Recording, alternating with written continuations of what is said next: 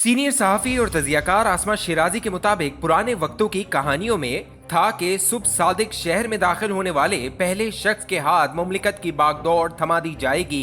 ये मनादी फैसला साजी न होने की सूरत थी या किस्मत आजमाने के लिए बहर कैफ दोनों सूरतों में किस्मत का हुमा अनदेखे शख्स के सर बैठता था और बाद के फैसले साबित करते थे कि वो एक फैसला किस कदर जानदार था। निगरान वजीर आजम की तैनाती का फैसला बिलाशुबा आने वाले फैसलों की खबर दे रहा है। फैसले किसी और के, कलम किसी और का और दस्तखत किसी और के। निगरान वजीर आजम की तैनाती काहे का सरप्राइज है। ऐसा क्या हुआ है जिसकी तवक्को न थी? क्या ये गैर मुतवक्को है कि निगरान वजीर आजम का फैसला राजा रियाज और शहबाज शरीफ के हाथों हुआ है, या ये कि ये फैसला खुद इनके लिए भी तवक्को के खिलाफ था? बात मुक्तदरा के इख्तियार की नहीं, सियासी खानवादे के निसार की है। हैरानगी की वजह समझ से बालतर है। आखिर ऐसा क्या काम है जो अनवारुल हक काकड़ न कर सकेंगे, जो इमरान खान और शहबाज शरीफ ने नहीं किया? काकड़ साहब इस्टेब्लिशमेंट के हामी हैं, तो इस वक्त इस्टेब्लिशमेंट मुखालिफ कौन है? नून लीग खुश है तो तहरीक इंसाफ भी गैर मुतमईन नहीं। पीपल्स पार्टी चुप है तो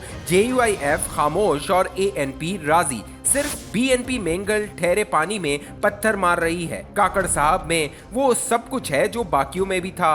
जुमला औसाफ कुछ बढ़कर ये है कि खुश अखलाक, पढ़े लिखे और मुतवस्सित तबके से भी हैं। आखिर कोई मुतवस्सित तबके से भी वजीर आजम बन ही गया, भले निगरान ही सही। मेंगल साहब का एतराज के नून लीग ने मशावरत नहीं की और इस्टेब्लिशमेंट का मोहरा ऊपर लाकर बिठा दिया, जबकि चुप चुप सी पीपल्स पार्टी दबे लफ्जों में खुद कलामी कर रही है कि हमने तो इत्तेफाक न होने के बाद मामला नून लीग के सुपुर्द किया था। नहीं मालूम था कि नून लीग काकड़ साहब को मुंतखब करेगी। नून लीग के ज़ौमा अपनी जगह परेशान। ख्वाह एक हफ्ता डार साहब को ख्वाब में भी वजीर आजम देखते रहे और मियाँ साहब की डट जाने वाली जिद के किस्से बयान करते रहे। जलील अब्बास जिलानी मुलाकात के बाद अलग पुरुमीद। इस्लामाबाद के चाय खानों, बैठकों और आस्थानों पर अलग हुजूम, मगर कुर्रे फाल वहीं से आया जहां की मोहर के बाद सबकी मुंह पर मोहर लग जाती है। नून लीग खुश के बिलाखिर कुर्रे में उनकी हाजत भी रख ली गई। कायदे ऐवान यानी वजीर आजम और कायदे हिस्ब इख्तिलाफ की तवील नशिस्तें, दिखावे की मशावरत और नज़ारे के एहतमाम। राजा साहब भी अंदाज और शहबाज साहब भी साहिब परवाज।